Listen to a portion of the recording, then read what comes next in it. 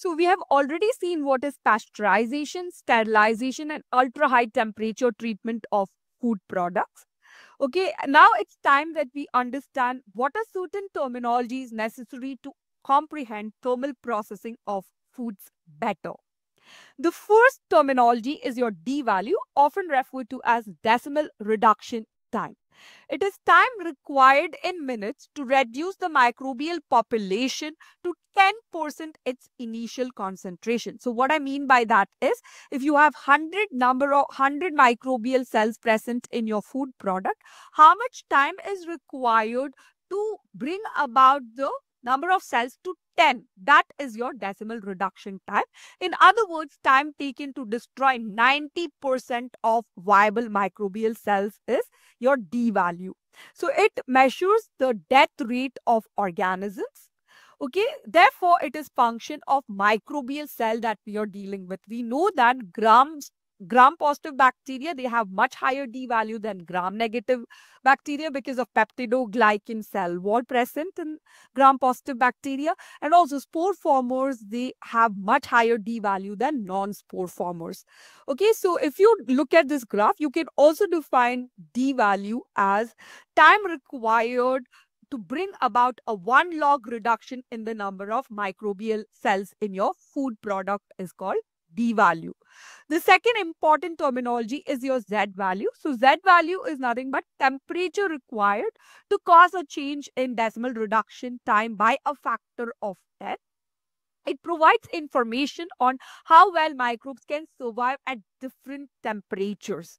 So Z value can always let you know how can your microbes adapt or adopt to different environmental conditions. Extremely high D and Z values can be encountered in dry systems. So if the D values are high, it means that it is difficult to destroy your microorganisms easily. Okay, and also with fat content and protein content, the D value increases because fat and protein, they act as protective layer, preventing microbial destruction. The third important value is your thermal death time. It is nothing but the time taken to kill a desired number of organisms at high temperature.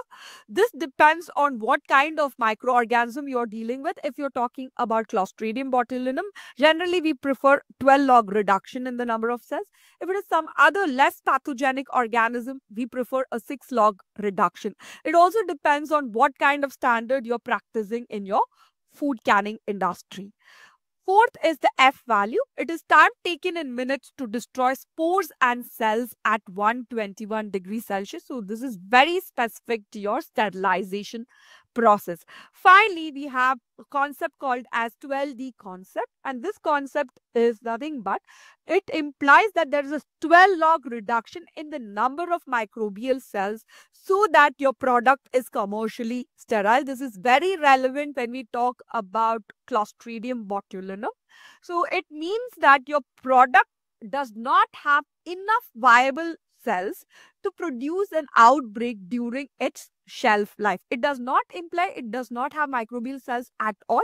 It just means that the number of microbial cells, viable microbial cells, are not enough to produce an outbreak during shelf life of the product. Thank you for staying with me through the video. In case you have any queries, please feel free to put them in the comment section and I'll get back at the earliest.